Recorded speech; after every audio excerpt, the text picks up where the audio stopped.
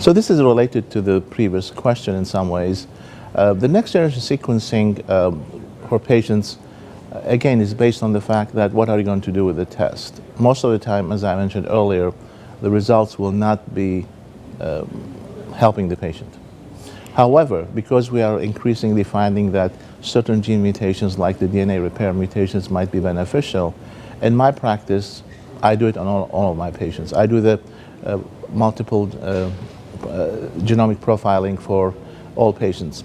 But there's something here also to be, for you to know, is that ASCO and NCCN guidelines now, in fact, recommend testing patients for germline mutations, BRCA1 and 2. It means that the germline mutation is different than sending the tumor for a genomic profiling.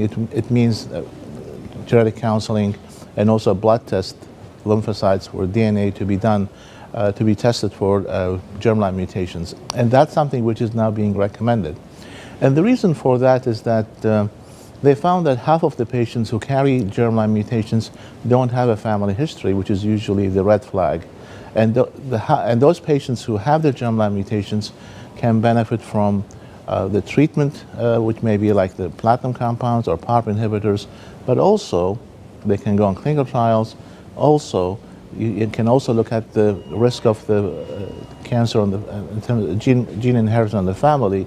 So if you have someone who has a germline mutation, BRCA1, BRCA2, for example, you may go and test their siblings and children to see if they carry the risk, keeping in mind that BRCA1 and 2 mutations not only make the individual at risk for pancreatic cancer, but also other cancers like ovarian cancer or breast cancer. Obviously, that's a typical one.